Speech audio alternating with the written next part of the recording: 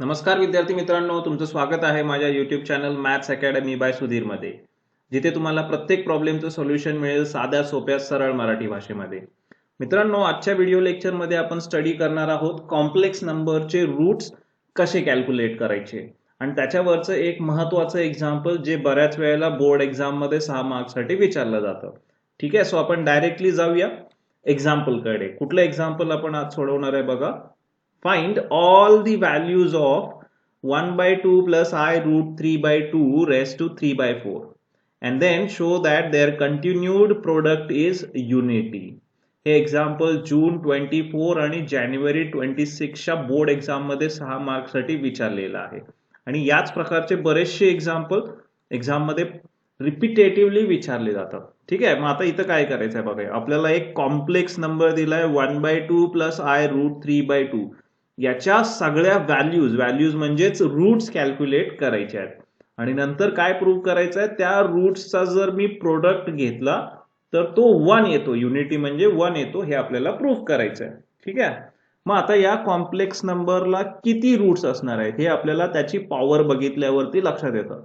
त्याच्या पॉवरच्या डिनॉमिनेटर मध्ये जो नंबर आहे तेवढे नंबर ऑफ रूट्स आपल्याला या कॉम्प्लेक्स नंबरचे कॅल्क्युलेट करायचे आहेत. सो किती आहे डिनॉमिनेटर मध्ये नंबर 4. सो मला या कॉम्प्लेक्स नंबरच्या 4 व्हॅल्यूज कॅल्क्युलेट करायचे आहेत, म्हणजे 4 रूट्स फाइंड आउट करायचे आहेत पहिल्या स्टेपला. आणि नंतर काय करायचं आहे, त्या चारही रूटची मल्टिप्लिकेशन घ्यायची आणि ती 1 येते हे प्रूव्ह करायचं आहे. ठीक आहे, मग आपण आता बघूया दिलेल्या कॉम्प्लेक्स नंबरचे रूट्स कसे कॅल्क्युलेट करायचे. सो पहिल्या स्टेपला मी काय करतो, दिलेला कॉम्प्लेक्स नंबर जो आहे त्याला z अज्युम करतो. कुठला कॉम्प्लेक्स नंबर दिलाय आपल्याला 1 by 2 plus I root 3 by 2. ठीक आहे, याला मी z अज्युम केलं. आता काय करायचं नेक्स्ट स्टेपला, हा ऑलवेज लक्षात ठेवा, कुठलाही कॉम्प्लेक्स नंबर दिला की तो ऑलवेज स्टँडर्ड फॉर्म मध्ये लिहा. काय असतो स्टँडर्ड फॉर्म कॉम्प्लेक्स नंबरचा, z equal to x plus i y. ठीक आहे, सो आता जो कॉम्प्लेक्स नंबर आपल्याला दिलाय तो स्टँडर्ड फॉर्म मध्ये आहे. सो कम्पेअर करूया आणि त्याच्यावरून x आणि y च्या व्हॅल्यू शोधूया. सो इथं x म्हणजे काय, आय नसणारा पार्ट, त्यालाच आपण रिअल पार्ट म्हणतो. मग x ची व्हॅल्यू काय येणार आहे, जर कम्पेअर केलं तर x ची व्हॅल्यू काय मिळेल मला 1 by 2. आणि y म्हणजे काय, आय सोबत असणारा पार्ट. ठीक आहे, त्यालाच आपण इमॅजिनरी पार्ट म्हणतो. सो आय सोबत कोण आहे बघा, plus root 3 by 2. So y ची व्हॅल्यू काय येणार, रूट 3 by 2. ठीक आहे, हा मग आता कॉम्प्लेक्स नंबरचे रूट्स कॅल्क्युलेट करायची असेल तर स्टेप नंबर 1 काय आहे बघा. तो जो काही दिलेला कॉम्प्लेक्स नंबर जो आपण स्टँडर्ड फॉर्म मध्ये लिहून घेतलाय तो पोलार फॉर्म मध्ये लिहून घ्यायचा. सो पहिली स्टेप काय, दिलेल्या कॉम्प्लेक्स नंबरचा पोलार फॉर्म कॅल्क्युलेट करा. मग आता पोलार फॉर्म कॉम्प्लेक्स नंबरचा कसा लिहिला जातो, काय आहे फॉर्म्युला पोलार फॉर्मचा, z equal to R into cos theta plus I sine theta. ठीक आहे, हा पोलार फॉर्म आहे कॉम्प्लेक्स नंबरचा, याला इक्वेशन नंबर 1 अज्युम करतो. आता पोलार फॉर्म जर मला कॅल्क्युलेट करायचा असेल एखाद्या कॉम्प्लेक्स नंबरचा तर काय कॅल्क्युलेट करायला लागतं, आर म्हणजे मॉड्युलस आणि थीटा म्हणजे अँप्लिट्यूड त्या दिलेल्या कॉम्प्लेक्स नंबरचा. ठीक आहे, सो पहिल्यांदा काय शोधूया, आर म्हणजे काय असतं मॉड्युलस, आणि आर कॅल्क्युलेट करायचा फॉर्म्युला काय आहे, स्क्वेअर रूट मध्ये x चा स्क्वेअर प्लस y चा स्क्वेअर. ठीक आहे, x आणि y आपण ऑलरेडी शोधून घेतलेले आहेत. x म्हणजे आय नसणारा पार्ट रिअल पार्ट आणि y म्हणजे इमॅजिनरी पार्ट आय सोबत असणारा पार्ट. ठीक आहे, सो व्हॅल्यू सबस्टिट्यूट करूया. So therefore r equal to square root x, काय x ची व्हॅल्यू 1 by 2 त्याचा स्क्वेअर प्लस y ची व्हॅल्यू काय रूट 3 by 2 त्याचा स्क्वेअर. ठीक आहे, आता हे जर तुम्ही कॅल्क्युलेटर मध्ये डायरेक्ट टाइप करू शकता, तुम्हाला आन्सर मिळेल, किंवा इथं मी सोडवून दाखवतो तुम्हाला. स्क्वेअर रूट, आता 1 by 2 चा स्क्वेअर, 1 चा स्क्वेअर 1, 2 चा स्क्वेअर 4. ठीक आहे, प्लस नंतर रूट 3 by 2 चा स्क्वेअर, रूट 3 चा स्क्वेअर 3 डिवायडेड बाय 2 चा स्क्वेअर 4. आता बघा दोन फ्रॅक्शनची ऍडिशन आहे आणि दोघांचा डिनॉमिनेटर सेम आहे, सो आपण काय करतो, न्यूमरेटरची ऍडिशन म्हणजे 1 + 3 किती येणार 4 डिवायडेड बाय काय 4 आणि 4 डिवायडेड बाय 4 म्हणजे काय असतं 1 असतं आणि 1चं स्क्वेअर रूट किती येतं 1 येतं. सो आपल्याला मॉड्युलस काय मिळाला या कॉम्प्लेक्स नंबरचा 1 मिळालेला आहे. ठीक आहे. सो मॉड्युलस कॅल्क्युलेट केला. आता काय कॅल्क्युलेट करणार, थीटा म्हणजे अँप्लिट्यूड. तर अँप्लिट्यूड आपण डायरेक्टली कधीही फाइंड आउट करत नाही. पहिला काय चेक करतो, तो कॉम्प्लेक्स नंबर कुठल्या क्वाड्रंट मध्ये आहे ते पहिल्यांदा चेक करतो आणि ते चेक करायचं असेल तर काय करायचं, एक्स आणि वायचं साईन बघायचं. बघा एक्स काय आहे पॉझिटिव्ह, वाय काय आहे पॉझिटिव्ह. एक्स आणि वाय दोन्ही पॉझिटिव्ह कुठल्या क्वाड्रंट मध्ये असतात, फर्स्ट क्वाड्रंट मध्ये असतात. त्यामुळं तिथला अँप्लिट्यूडचा फॉर्म्युला वापरायचा. मग फर्स्ट क्वाड्रंट मध्ये जर कॉम्प्लेक्स नंबर असेल तर अँप्लिट्यूड थीटा कॅल्क्युलेट करायचा फॉर्म्युला काय, tan inverse modulus of y by x. बाकीच्या क्वाड्रंट मधले जर तुम्हाला अँप्लिट्यूड काय असतात ते बघायचं असेल तर तुम्ही माझ्या प्रिव्हियस व्हिडिओ मध्ये ते जाऊन बघू शकता. ठीक आहे. हा, सो आता हे लक्षात ठेवा, फर्स्ट क्वाड्रंट मध्ये जर कॉम्प्लेक्स नंबर असेल तर काय formula, tan inverse modulus y by x. ठीक आहे. सो याच्यामध्ये काय करूया आपण, वाय आणि एक्स ची व्हॅल्यू सबस्टिट्यूट करूया जी आपण पहिल्यांदा कॅल्क्युलेट करून घेतले. So theta equal to tan inverse modulus, okay. आता वाय ची व्हॅल्यू काय आहे बघा, √3/2. ठीक आहे.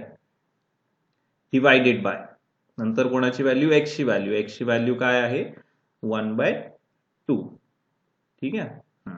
आता काय होतं, हे सिम्प्लिफाय करूया. तुम्ही डायरेक्ट कॅल्क्युलेटर मध्ये टाईप करू शकता, तुम्हाला आन्सर मिळेल. पण हे लक्षात ठेवायचं, अँगल कॅल्क्युलेट करत असताना कॅल्क्युलेटर रॅडियनला सेट करायला विसरायचं नाही.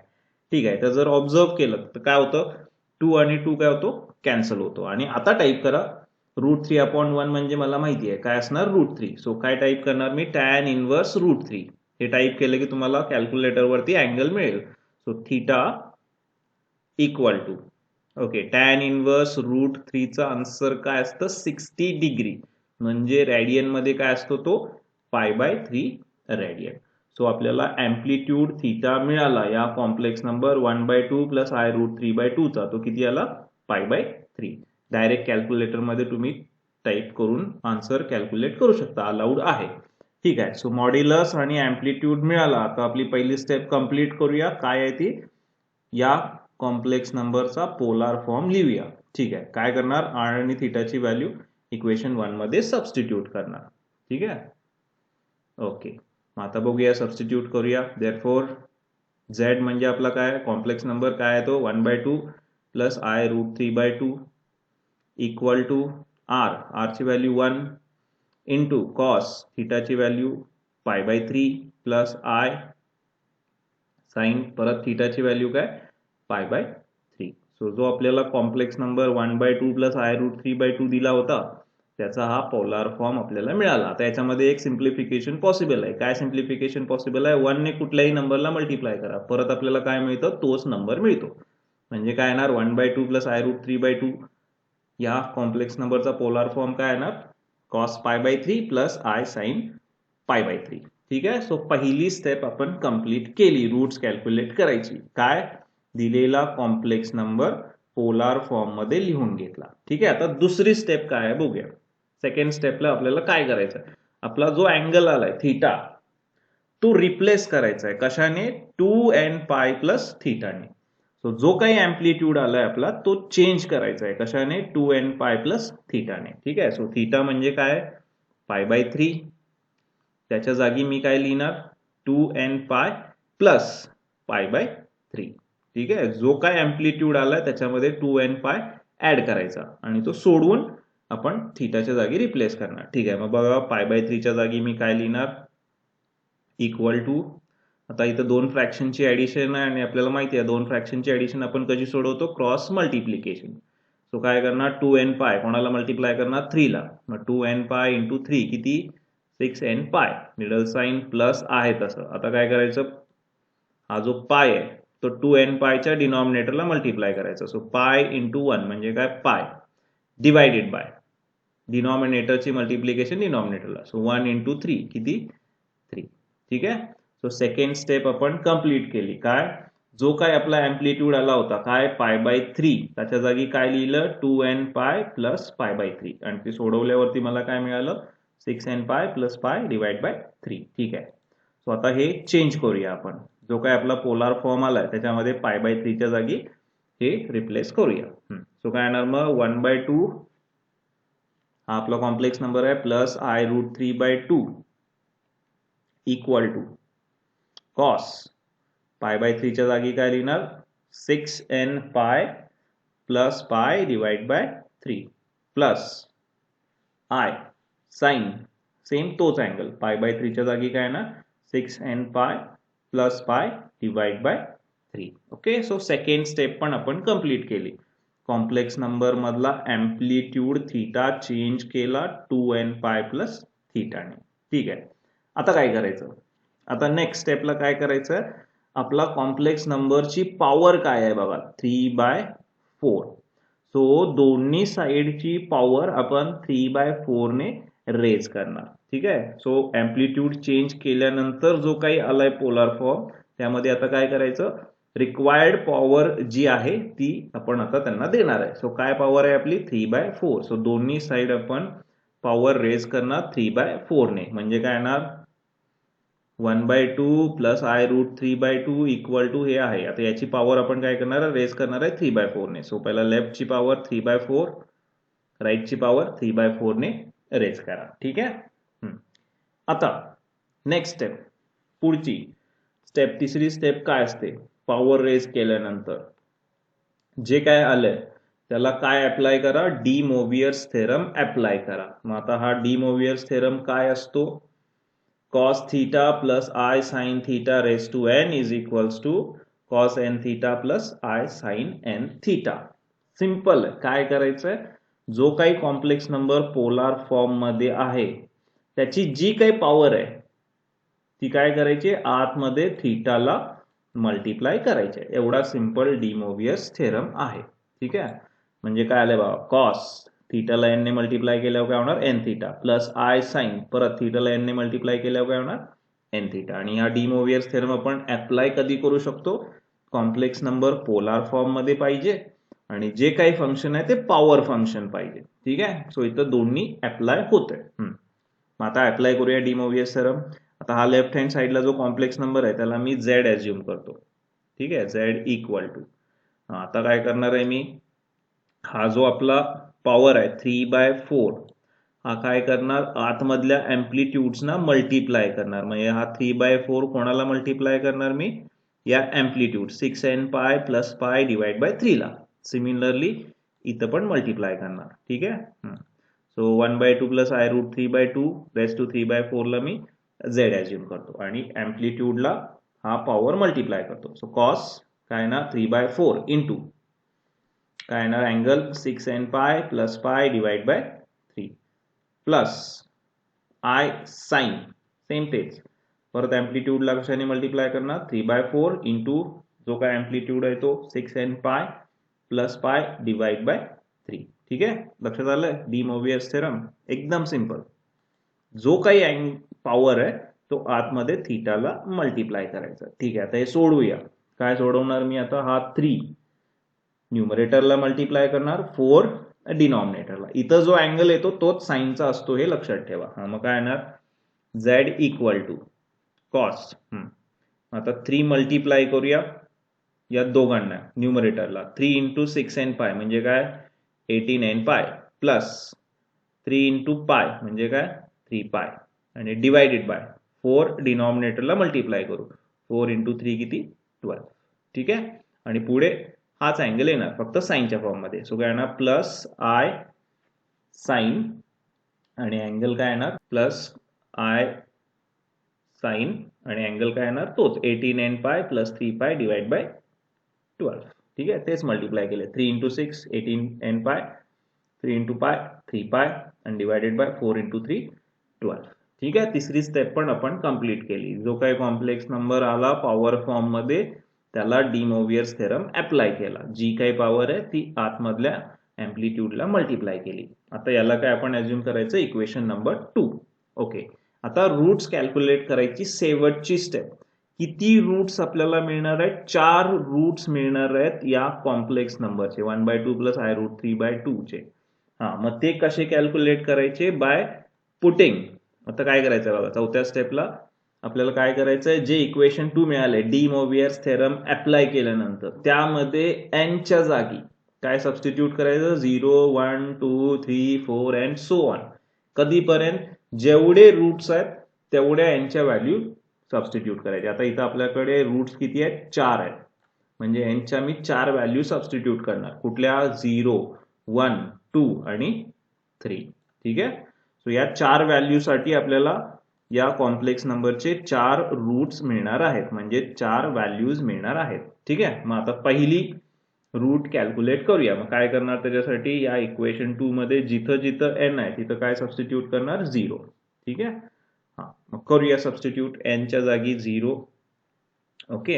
आता मी हे डायरेक्ट कॅल्क्युलेशन करून लिहिणार आहे. तुम्ही एक्झाम मध्ये एक स्टेप वाढवू शकता. एनच्या जागी 0 लिहा आणि मग पुढच्या स्टेपला कॅल्क्युलेशन करून लिहा. मग काय होते बघा, एनच्या जागी 0 लिहिलं तर 18 इंटू 0 इंटू पाय म्हणजे काय? 0. ओके. म्हणजे काय राहतं? 3π/12. इथं सेम तेच येणार. जो कॉसचा अँगल आहे तोच साईनचा अँगल असणार आहे. म्हणजे झेड ची पहिली व्हॅल्यू किंवा पहिला रूट हा मी कुठल्या सिम्बॉलने डिनोट करणार? Z1 ने. ठीक आहे. आणि आता तो काय आला? कॉस 0 प्लस 3π म्हणजे काय? 3π/12. नंतर पुढे प्लस आय साइन, सेम तेच 3π/12. ठीक आहे. लक्षात ठेवा, एनच्या जागी 0 लिहून जे काय आलं ते लिहूया तिथे, सबस्टिट्यूट करा. सो 0 प्लस 3π म्हणजे 3π/12. आता हे तुम्ही असंच ठेवलं तरी चालेल किंवा हे अजून सिम्प्लिफाय होतंय. काय सिम्प्लिफाय होतंय? 3चा भाग होतोय. 3 एके 3, 3 चौक 12. सेम इथं पण तेच. म्हणजे मी Z1 3π/12 cos 3π/12 plus I sine 3π/12 च्या ऐवजी काय लिहू शकतो? Cos π/4 plus I sine π/4. जर तुम्हाला सिम्प्लिफिकेशन जमत नसेल तर आहे तसं ठेवलं तरी चालेल. ठीक आहे. मी आता सिम्प्लिफाय करतो. आपल्याला माहिती आहे हे सिंपल कॅल्क्युलेशन्स आहेत. सो मी सिम्प्लिफाय करतो. सो Z1 काय लिहिणार मी? Cos π/4 plus I sine π/4. So पहिली व्हॅल्यू किंवा पहिला रूट मला मिळाला आपल्याला दिलेल्या कॉम्प्लेक्स नंबरची. ठीक आहे. तर दुसरी व्हॅल्यू कॅल्क्युलेट करायची आहे. सो एन ची दुसरी व्हॅल्यू सबस्टिट्यूट करणार. 0 नंतर कुठली व्हॅल्यू असणार आहे? 1. कुठे सबस्टिट्यूट करणार? इक्वेशन 2 मध्ये. ठीक आहे. तर इक्वेशन 2 मध्ये 0 च्या जागी आपण काय लिहूया? 1 लिहूया. मी डायरेक्ट कॅल्क्युलेशन करणार आहे. तुम्ही एक्झाम मध्ये ते 1 लिहून मग पुढच्या स्टेपला सोडवलं तरी चालेल. बघा आता मग कॅल्क्युलेशन करतो. 18 इंटू 1 इंटू पाय म्हणजे काय? 18π. आणि प्लस काय आहे पुढे? 3π. मग 18π प्लस 3π म्हणजे किती? 18 अधिक 3 आपल्याला माहिती आहे किती असतं? 21π. दोन्ही पण पायच्या टर्म आहेत त्यामुळे ऍडिशन होणार आणि डिवायडेड बाय काय? 12. ठीक आहे. ओके. सो एनच्या जागी 1 सबस्टिट्यूट केलं तर मला काय मिळतं? आता त्याला मी काय म्हणणार? Z2 दुसरी व्हॅल्यू इक्वल टू काय? ते व्हॅल्यू काय ते? कॉस 18 इंटू 1 म्हणजे 18π प्लस 3π म्हणजे काय? 21π डिवाइड बाय 12. पुढे तेच प्लस आय साइन आणि हे कॅल्क्युलेशन केलं तरी पण काय मिळणार मला? 21π डिवाइड बाय 12. जो कॉसचा अँगल असतो तोच साइनचा अँगल असतो. आता इथं पण बघा सिम्प्लिफाय होते. 3चा भाग परत जातोय. काय येणार? 3 असं ते 21 आणि डिवायडेड बाय 3 चौक 12 म्हणजे काय मिळतं मला? Cos 7π/4 plus I sine 7π/4. So second root after simplification मला काय मिळालं? Cos 7π/4 plus I sine 7π/4. ठीक आहे. आता तिसरा रूट कॅल्क्युलेट करूया. काय करायला लागेल? एनच्या जागी काय लिहिणार आता? 2. Put n is equals to 2 in equation 2. So equation 2 मध्ये बघा इथे एनच्या जागी आता आपण 2 लिहूया. कॅल्क्युलेशन करा. 18 दुने 36π अधिक 3π. 36 आणि 3 किती होणार? 39π. ठीक आहे. Divide by 12. सो तिसऱ्या रूटला काय अज्युम करूया? Z3. Okay. Equal to cos इथे लिहिले बघा 18 दुने 36π प्लस 3π म्हणजे किती? 39π डिवाइड बाय 12. पुढे आहे तसंच प्लस आय साइन सेम तेच 39 पाय डिवाइड बाय 12. परत इथं भाग जातो 3 चा किती जातो 13 त्रिक 39. ओके आणि 3 चौक 12 म्हणजे Z3 आपला काय येणार after simplification cos 13 pi by 4. Same इकडं आय साइन 13 पाय बाय 4. ठीक आहे. ओके आता राहिला last value fourth value 4 root आहेत. सो चौथा रूट कॅल्क्युलेट करायसाठी काय करणार एनच्या जागी काय सबस्टिट्यूट करणार 3 इन इक्वेशन 2. ठीक आहे बघा इथं मग आता एनच्या जागी काय लिहूया 3 लिहूया. आता कॅल्क्युलेशन्स करा. 18 त्रिक किती असतं 54. बरोबर आहे ना. तोंडी जमत नसेल तर कॅल्क्युलेटर वापरा काही प्रॉब्लेम नाही. सो 54 पाय प्लस 3 पाय म्हणजे काय 57 पाय. ठीक आहे. सो चौथा रूट मी Z4 ने डिनोट करतो आणि लिहितो आता तो कॉस 54 पाय प्लस 3 पाय म्हणजे 57 pi divide by 12 plus I sine same तेच जो कॉसचा अँगल तोच साइनचा 57 पाय डिवाइड बाय 12. ठीक आहे. हे पण सिम्प्लिफाय होतं. इथं पण 3 चा भाग जातो किती 19 3 आर 57 आणि इथं 3 4 are 12. 3 19 are 57 and 3 4 are 12.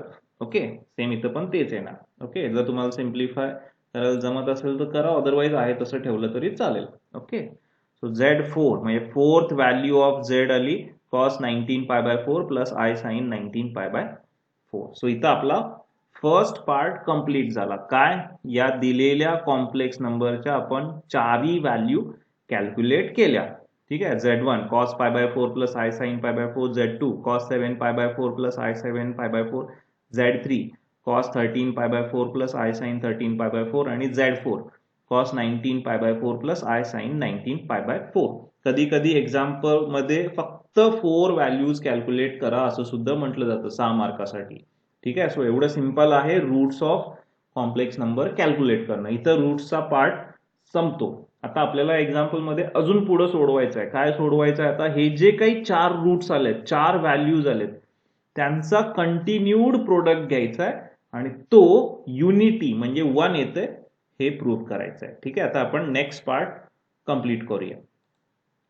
ठीक आहे. पुढच्या पार्टकडे आपण जाऊया. आता काय प्रूव्ह करायचं आहे मला चारही रूट्सचा प्रोडक्ट 1 येतोय हे प्रूव्ह करायचं आहे. आता चारही रूट्सला आपण काय अज्युम केलंय Z1, Z2, Z3, Z4. So त्यांची multiplication Z1 into Z2 into Z3 into Z4. Okay हा 1 येतोय हे प्रूव्ह करायचं आहे. ठीक आहे. सो आता मी काय करतो Z1, Z2, Z3 आणि Z4 च्या व्हॅल्यू सबस्टिट्यूट करतो.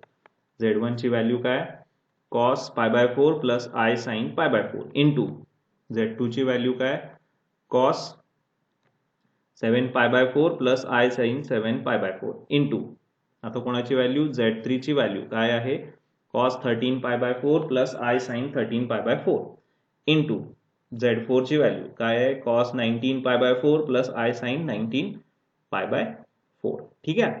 केले चारही रूट्सचा प्रोडक्ट लिहिलाय.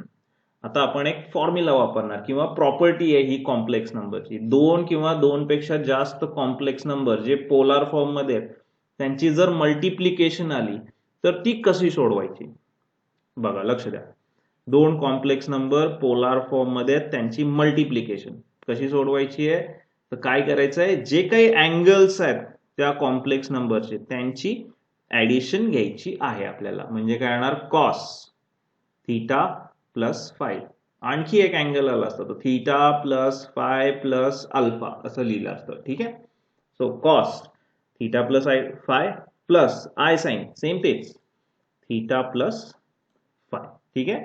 सो 2 कॉम्प्लेक्स नंबर जे पोलार फॉर्म मध्ये आहेत त्यांची मल्टिप्लिकेशन आली तर काय करायचं अँगल्सची ऍडिशन लिहायची आहे आपल्याला. ठीक आहे. लक्षात आलंय हा प्रॉपर्टी. मग आता अप्लाय करूया आपण. सो लेफ्ट हँड साइड आहे तशी राहील Z1 into Z2 into Z3 into Z4 equal to पहिला काय लिहिणार कॉस ची टर्म कॉस ऑफ कॉस मध्ये काय लिहायचं जे काही अँगल्स आहेत त्यांची ऍडिशन काय अँगल आहे बघा, π/4, नंतर काय करणार +7 π/4 +13 π/4 आणि +19 π/4 अँगल्सची ऍडिशन जर दोन कॉम्प्लेक्स नंबरची मल्टिप्लिकेशन असेल, ओके, पोलार फॉर्म मधल्या. मग काय येणार, कॉस पहिला अँगल π/4 प्लस दुसरा अँगल 7 π/4 प्लस तिसरा अँगल 13 π/4 प्लस चौथा अँगल 19 π/4. ठीक आहे. नंतर प्लस आय साइन, सेम तेच, प्लस आय साइन काय येणार, π/4 प्लस 7 π/4 प्लस 13 π/4 प्लस 19 π/4. तेच अँगल्सची ऍडिशन. जे कॉस साठी अँगल असतो तोच साइन साठी अँगल असतो, हे लक्षात ठेवा पोलार फॉर्म मध्ये. ठीक आहे, लक्षात आलं ही प्रॉपर्टी. ओके, आता हे सोडूया. So Z1 into Z2 into Z3 into Z4 equal to, आता काय करायचंय, मला यांची ऍडिशन घ्यायची आहे, 4 फ्रॅक्शनची ऍडिशन, आणि चारीच्या चारी फ्रॅक्शनचा डिनॉमिनेटर सेम आहे. मग डिनॉमिनेटर सेम असेल तर आपण काय करतो, न्यूमरेटरची ऍडिशन घेतो. सो काय येणार, कॉस, केअरफुली बघा, डिनॉमिनेटर सेम आहे, सो आपण काय करणार, न्यूमरेटरच्या टर्म्सची ऍडिशन, म्हणजे काय येणार, पाय प्लस 7π प्लस 13π प्लस 19π आणि डिवायडेड बाय काय 4 प्लस इथं पण सेम तेच, जो कॉसचा अँगल असेल तोच साइनचा, आय साइन. ओके, इथं पण तेच आहे, फ्रॅक्शनची ऍडिशन आहे आणि डिनॉमिनेटर सेम आहे, सो न्यूमरेटरची addition, pi plus 7π plus 13π plus 19π divided by 4. ठीक आहे. So again Z1 into Z2 into Z3 into Z4 equal to, आता याचे ऍडिशन घेऊ शकतो आपण, पाय प्लस 7π प्लस 13π प्लस 19π. याची ऍडिशन जर तुम्ही कॅल्क्युलेटरवर केली तर किती येते, 40π. 1 अधिक 7 8, 8 आणि 13 21, 21 आणि 19 40. So 40π divide by 4 plus I sine, same तेच, 40π डिवाइड बाय 4.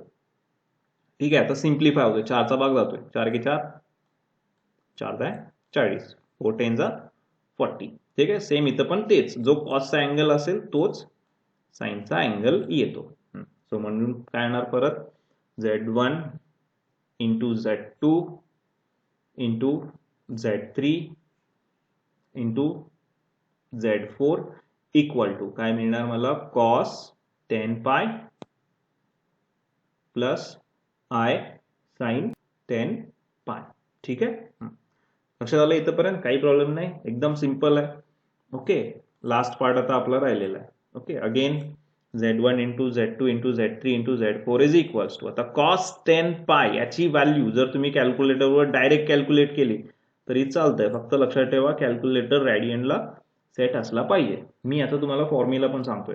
सो कॉस 10π म्हणजे आपण फॉर्म्युला वापरतो कॉस nπ चा फॉर्म्युला असतो -1 रेस टू n. ठीक आहे, मग आता इथं जर तुम्ही ऑब्झर्व केलं तर n ची व्हॅल्यू काय 10 आहे, म्हणजे -1 रेस टू काय येणार 10. ठीक आहे, आणि मायनस ची पॉवर जर इव्हन असेल तर आपल्याला आन्सर काय मिळतं, +1. मायनसची पॉवर जर ऑड असेल तर आपल्याला आन्सर काय मिळतं, -1. ठीक आहे, सो कॉस 10π ची व्हॅल्यू या फॉर्म्युल्यानुसार काय येणार, 1 येणार, किंवा तुम्ही कॅल्क्युलेटर मध्ये डायरेक्ट टाइप करा, आन्सर 1 मिळते. प्लस आय, आता साइन nπ, जशी कॉस nπ ची व्हॅल्यू -1 रेस टू n आहे, तशी साइन nπ ची व्हॅल्यू, हे तुम्हाला पुढे फुरियर सिरीज मध्ये पण वापरायचं आहे. साइन nπ ची व्हॅल्यू ही ऑलवेज काय असते, 0 असते. कॅल्क्युलेटर मध्ये जरी तुम्ही डायरेक्ट टाइप केला तरी आन्सर तुम्हाला 0 मिळेल, n काही असू दे, साइन nπ ची व्हॅल्यू काय असते, 0 असतो. सो साइन 10π ची व्हॅल्यू काय येणार, 0 येणार. ठीक आहे, सो मग आपल्याला आपलं रिक्वायर्ड प्रोडक्ट मिळालाय चारही रूट्सचा. काय आला, 1 plus I into 0, I into 0 म्हणजे काय 0, मग 1 प्लस 0 म्हणजे काय 1. ठीक आहे, सो आपल्याला हेच प्रूव्ह करायचं होतं. So continued product of their values is unity म्हणजे 1. Okay, hence the proof. So I hope विद्यार्थी मित्रांनो तुम्हाला लक्षात आलं असेल की दिलेल्या कॉम्प्लेक्स नंबरचे रूट्स कसे कॅल्क्युलेट करायचं आणि पुढचा पार्ट विचारला असेल तरी तो कसा सोडवायचा. सो तुम्हाला व्हिडिओ आवडला असेल, समजला असेल तर नक्की माझ्या YouTube चॅनलला लाईक, शेअर आणि सबस्क्राईब करा. आणि व्हिडिओ शेवटपर्यंत बघितला त्याबद्दल सर्वांचे धन्यवाद.